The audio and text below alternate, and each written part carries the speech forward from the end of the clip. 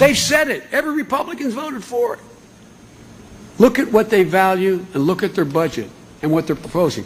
Romney wants to he said in the first 100 days, he's going to let the big banks once again write their own rules. Unchain Wall Street. They're going to put you all back in chains. So, Mr. President, take your campaign of division and anger and hate back to Chicago and let us get about rebuilding and reuniting America. That's it. Well, Romney is clearly the divider, and Obama's clearly the divider. Welcome to the Savage Nation.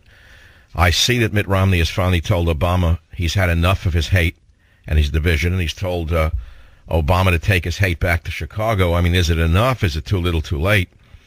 And we also should talk about adding Ryan to the Romney ticket. To me, it's like trying to spice up Wonder Bread with white rice, or adding Ryan to Romney is like trying to spice up white bread with white flour. Of course, we've got Obama-Biden on the other side, which is certainly Marx and Frankenstein, that we understand. And Paul Ryan is a certifiably good man, intelligent man, and honest man, but that's not what politics are all about, is it? I personally think it's what it is. We got to back him. Not the best choice. We have other topics on the Savage Nation, very big topics. There was a shooting today at the Washington, D.C. headquarters of the Family Research Council, which is a conservative Christian think tank. They've identified the shooter who shot a security guard, and you can pretty much figure out what his politics are, but the FBI is not saying it's a terrorist event. Speaking of terrorism, a Black Panther on radio said we must create a military to murder white babies in the hospitals and skin white people. I'll repeat it in case it didn't make it to NBC, CBS, ABC, or any of the other channels. A Black Panther spokesman with the name of Sean Coelho on a new Black Panther radio podcast on 7/16/12, courtesy of Breitbart, he said, I'm in Trenton. Do we have that on sound right now? Play clip 8. I'm in Trenton, New Jersey right now, my hometown, Black.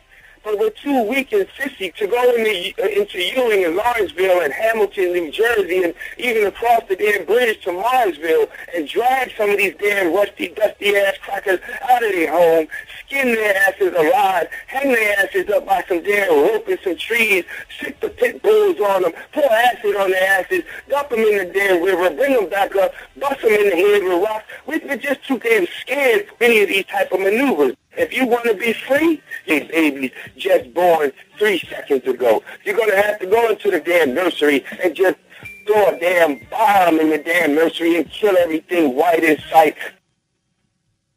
Kill everything white in sight.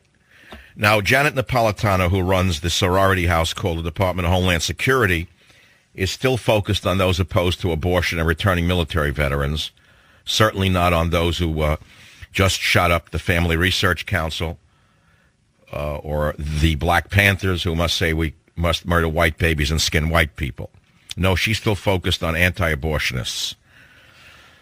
Well, we can talk about these questions. Who do you think is the biggest terrorist threat in America today? Militia groups, returning war veterans, conservatives critical of big government, or Black Panthers of the type you just heard who have made violent racist threats against white people? Why do you think the Obama administration refuses to act against these Black Panther threats? I'm asking you a question, and I guess you're not interested in the answer, so we can move on. There are many other questions that can be discussed here on the Savage Nation, such as, do you think Joe Biden is mentally fit to continue serving in the office of Vice President of the United States? 1-800-449-8255. Do you think Obama will be able to register enough illegal aliens to vote before the election, to steal the election for him and the illegal Democrat Party? That's right. While you slept, Obama, by the way, should be impeached, in my opinion, for what he did. No man should have this much power to override the people and the Congress and grant amnesty to several million illegal aliens, non-citizens, and register them as fast as he can before the election, hoping they will go to polls and vote without any identification. As far as I am concerned, the entire federal apparatus is an illegal apparatus in terms of the illegal aliens. I've never seen anything like this. Now, Romney is the spokesman. He's doing as much as he can. He's afraid he's going to alienate the other side. But my God, it's unbelievable to me to see what Obama is getting away with. It really is unbelievable to me personally. And while you were busy wondering about the Olympics and watching girls in skimpy bikinis hitting balls over nets, and while your great commander-in-chief, Bhagwan Sri Obama, was raising money, the Russians sent an attack submarine into the Gulf of Mexico armed with long-range cruise missiles, and it went undetected because, you see, Admiral Obama has told the U.S. Navy not to worry about Russia. Admiral Obama, the great commander-in-chief, has told the U.S. Navy, don't worry about Russia. Don't focus on running your submarines. Focus on getting those old submarines ready for the sorority houses they're going to become in the new Navy. Because, you see, we need women in the subfleet. We don't need subs that can detect silent-running Russian attack submarines.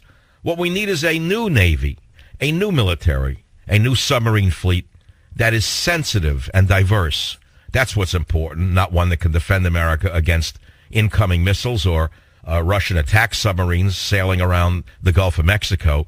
What we need is a diverse submarine fleet. These are some of the topics. There are many more. I can get you sicker by the minute. Can someone out there answer this question? Why is the U.S. military buying so many millions of rounds of ammunition, hollow point ammunition, which is meant to tear flesh to ribbons? Why are they buying hundreds of thousands of rounds of ammunition? Here's a new story. The Social Security Administration put out an order to buy 174,000 rounds of bullets, not bullets meant to be used on a target range, not bullets meant to tear paper, but hollow point rounds meant to tear flesh apart. A solicitation posted by the Social Security Administration on the FezBizOps website asks for contractors to supply 174,000 rounds of 357 SIG 125 grain bonded jacketed hollow point pistol ammunition. Why is your government soliciting bids for ammunition? Why are they shipping it to 41 locations within 60 days of purchase? Why is this following other administration divisions ordering hollow point ammunition? Why is the military conducting various and sundry events around America? For example, you may not know this, there are drills going on with semi-automatic rifles, K9s sifting through various buildings. The National Oceanic and Atmospheric Administration put out a contract for 46,000 rounds of hollow point bullets, along with 500 paper targets. Why? They initially asked the bullets to be delivered to the National Weather Service. Back in March, Homeland Security, the sorority house, purchased 450 million rounds of 40 caliber hollow point bullets that expand upon entry into flesh and rip apart organs. Why does the DHS need such a large amount of powerful bullets? For training purposes, because they're not for training purposes. And at the same time, Obama is doing nothing about threats to kill white people by Black Panthers. So if you really look at these things in an objective manner, you can come to two conclusions. One, they're disconnected, and there's no threat to the social order. Or two, there is a deep plan within the federal government. Well, I'll let you fill in the blanks because I'm not the only one thinking these horrible thoughts. I'll be right back. Savage.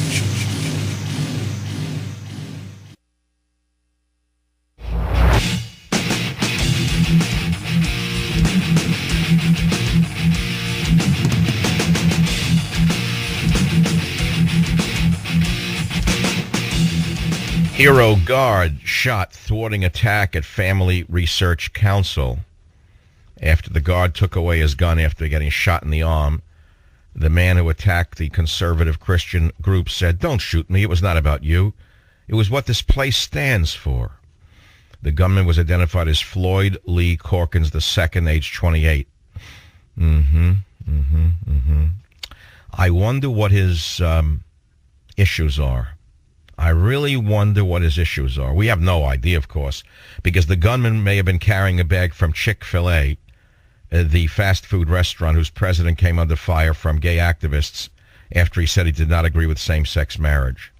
So I guess this was a love attack by the individual attacked the Family Research Council. The FBI certainly wouldn't classify this as a hate attack. Even though a shot was fired, it was a love attack. Because when you live in Brave New World, you can make anything out to be anything you want it to be. Hate can be love, love can be hate. Truth can be falsehood, falsehood can be truth. War is peace, peace is war. Stealing is balancing the budget. Unbelievable to me. You know, I don't speak to a lot of strangers, but often I'm stopped. Well, let's say when I'm stopped in the street by people who may recognize Teddy. They don't recognize me. I'm only an invisible talk show host. They all say the same thing to me.